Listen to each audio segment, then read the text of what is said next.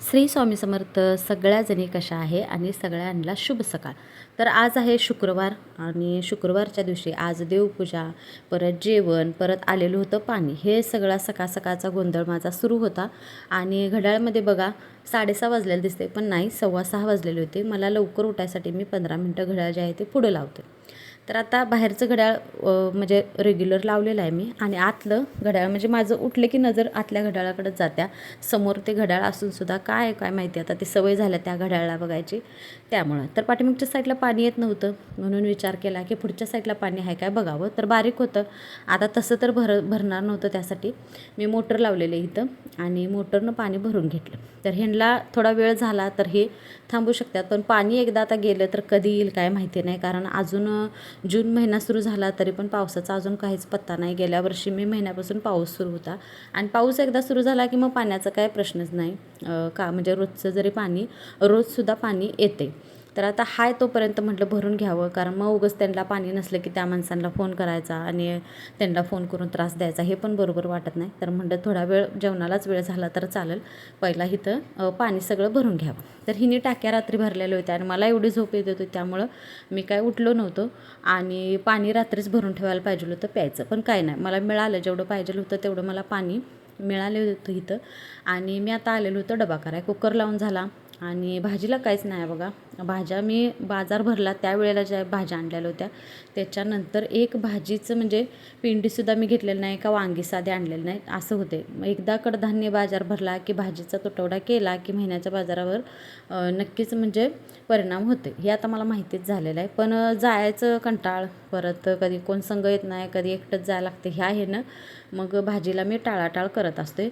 हे संघ असलेत की मग काय निवांत आपलं रविवार, परत सोमवारची भाजी ही येत्या असं. आता आज चपातीचं पीठ संपलेलं होतं त्यासाठी मी इथं भाकरी करत आहे आणि भाकरी सगळ्यांना आवडत्या, पण घरात असलेत आणि खायला छान वाटत्या. पण डब्यात ही भाकरी घातली की आता ह्याच्यामध्ये तांदूळ आहे त्यामुळं थोडीशी शिळी झाली भाकरी की कठीण होत्या आणि मग ती खाऊ वाटत नाही डब्यात, त्यासाठी. तर ज्यावेळी मी भाकरी देईन तर त्यांना सांगतो की लवकर डबा खावा. तर आज पर्याय नव्हता म्हणून मला डब्यामध्ये भाकरी द्यायची होती आणि हे पण म्हणत होते की चपातीमुळं माझं पोट जड व्हायला लागले. आता ही आम्ही 3 टाईम सगळेजण चपातीच खातो आहे. भाकरी कधी तर ज्यावेळेला ज्वारी आणतो आहे त्यावेळेलाच भाकरी संध्याकाळच्या वेळेला आमच्या असतात. तर आता तुम्ही मला ह्याच्यावरती काहीतरी उपाय सुचवा की मी तर आता म्हणतो की 1 टाईम भाकरी 1 टाईम चपाती असं करावं. आता पोट फुगणं, पोट दुखणं, पोट जड होणं हे चपातीमुळं होते काय आणि वजन वाढण्याचं म्हणजे जे काय आहे ते चपातीमुळं होत असेल असं वाटते. आता माझं तर एवढं झपाट्यानं वजन वाढले.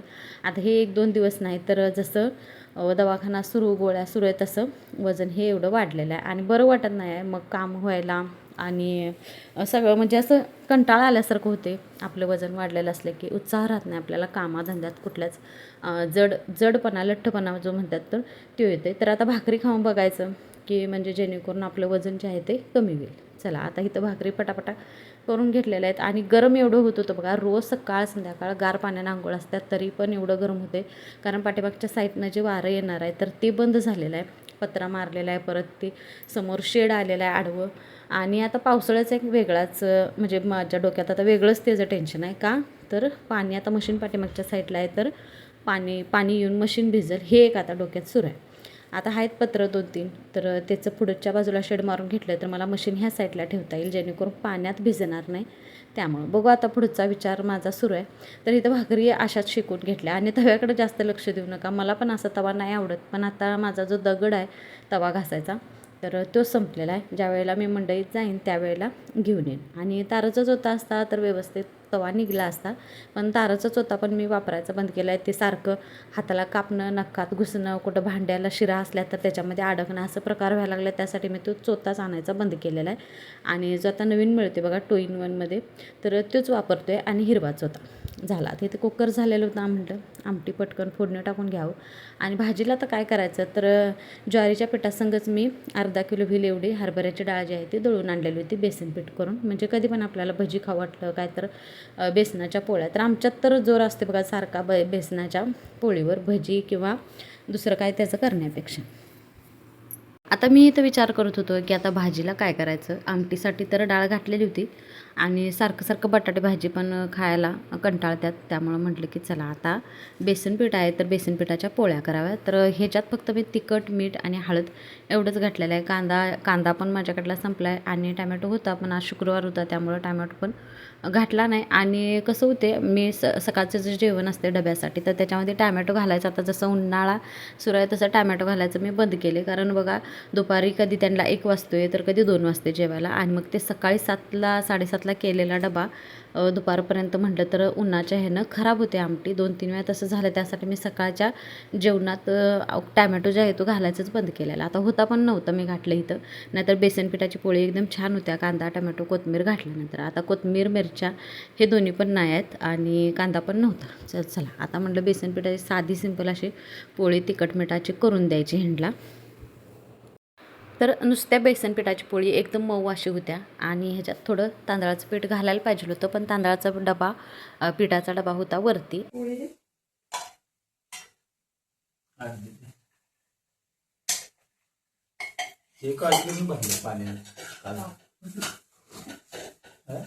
एक वाजता मला डोळंच उघडत वाजू एवढे झोप आले मला. ते गोळी खायला की तसंच होत्या म्हणून खाऊ वाटत नाही गोळी. नाही गेला समज नाही भरलं नाही तर काय करायचं.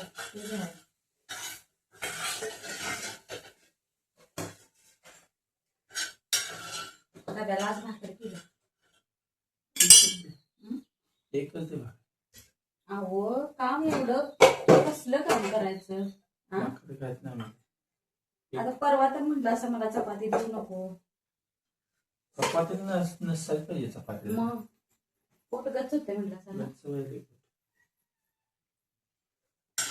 डब्यात चांगली राहते ना भाकरी.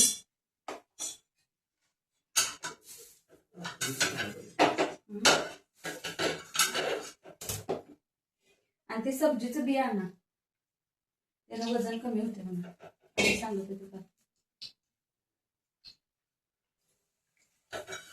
3 पावशेर डाळ असली की नाही तर 1 किलो गुळ घालायला लागतो. किंवा वेळेवरती बाई चपाती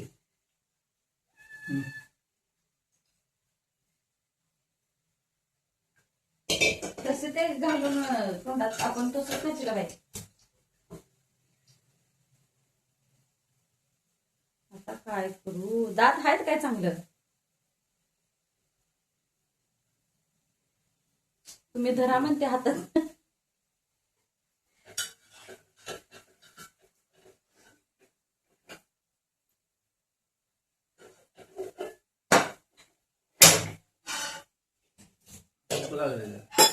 तिला दूध बळायला द्यावं लागेल.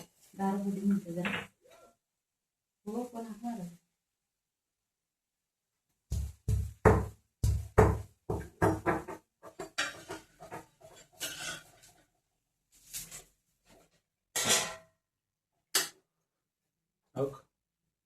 काय इवा ए पुरी काय ग.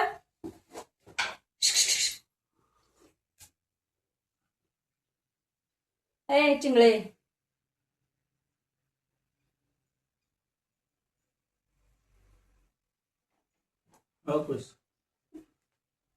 मला वाटायचं सुंद्यानं असं करावं गावा. ती येतच नव्हतं येड.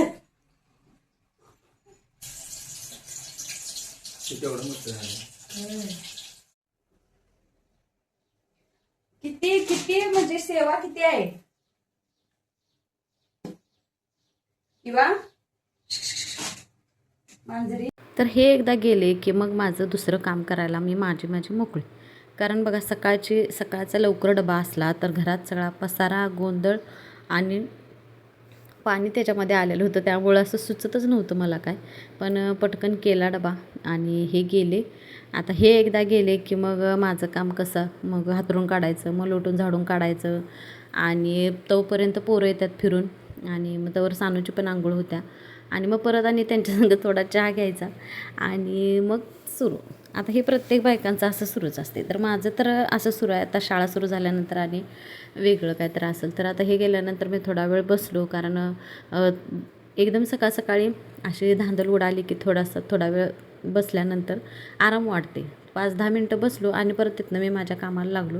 तर मी इथं सगळा किचन कटा तेन पुसून घेतला, राहिलेल्या भाकरी केल्या आणि बेसन पिठाचं पीठ तसंच ठेवलं. ज्याला कोणाला पाहिजे आहे तर ते करून घेतील म्हटलं आणि फ्रीजला ते पीठ ठेवून दिलेलं होतं. कारण पोरं बघा ब्रेड आण, कुठं काय ते ब्रेडचं काय तर हे कर, काय बरं म्हणतात त्याला, सँडविच कर, काय तर असं त्यांचं सुरू असते. म्हणून म्हणलं ज्याच्या त्याच्या हिशोबानं ते खातील म्हणून ते पीठ ठेवलं फ्रीजला आणि परत मी थोडा चहा घेतलेला आहे. तर आज सकाळपासून माझा हा 3रा फेर होता चहाचा, जोपर्यंत देवपूजा करूपर्यंत.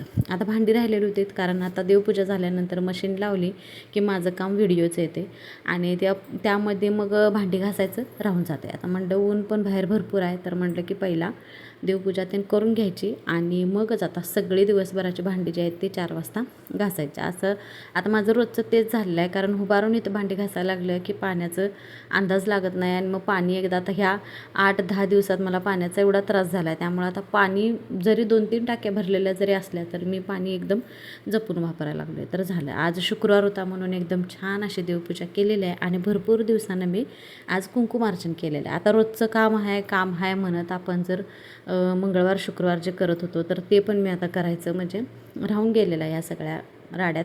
तर आज म्हटलं काय पण होऊ दे, आज कुंकुमार्चन करूनच घ्यायचं, कारण पौर्णिमेला केलेलं बघा त्याच्यावरती मी आत्ता केलेलं आहे आणि ज्या वेळेला व्रत केलेलं होतं त्यावेळेला.